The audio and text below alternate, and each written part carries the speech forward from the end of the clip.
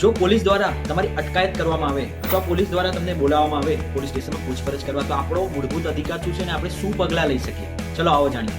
Police દ્વારા તમારી અટકાયત કરવામાં આવે તો પ્રથમ તો શાંત રહો અને સહકાર આપો. અટકાયતનો વિરોધ ન કરો. શિસ્તથી વર્તો, પોલીસ સાથે વાત વિવાદમાં ના પડો.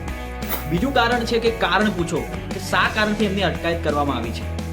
ત્રીજું છે મૌન રહેવાનો અધિકાર. તમે કોઈ પણ માહિતી બળજબરીપૂર્વક ન અપાય, તમે મૌન પણ રહી શકો છો. ચોથા નંબરનો પોઈન્ટ, વકીલ સાથે રાખવાનો અધિકાર. તાત્કાલિક ધોરણે તમારા જે એડવોકેટ ફ્રી હોય તેને પણ તમે સાથે રાખી શકો છો. એ સૌથી મોટો અધિકાર છે. ને પાંચમો છે અટકાયતની માહિતી આપવી. ડીકો બાસુના માર્ગદર્શિકા અનુસાર પોલીસ તમારી પસંદગીના વ્યક્તિને તમારી અટકાયતની જાણ કરવાની ફરજ છે. જો પોલીસ દ્વારા તમને પૂછપરછ કરવા માટે પોલીસ સ્ટેશનમાં બોલાવવામાં આવે તો સૌપ્રથમ તેમને લેખિત નોટિસ માંગો. BNSS ની કલમ 35 મુજબ પોલીસ પૂછપરછ માટે લેખિત નોટિસ આપવી ફરજિયાત છે. બીજું, તમારી અટકાયત થયેલ નથી, તમે ફક્ત તપાસ માટે બોલાવવામાં આવ્યા છો, તેથી તમે વકીલ પણ સાથે લઈને જઈ શકો છો. અને ત્રીજું, સ્વયં સામે પુરાવા ના આપો. હંમેશા યાદ રાખો, તમને મૂળભૂત અધિકાર પ્રાપ્ત છે, તમે ગુનાહિત આરોપી હોય તો પણ.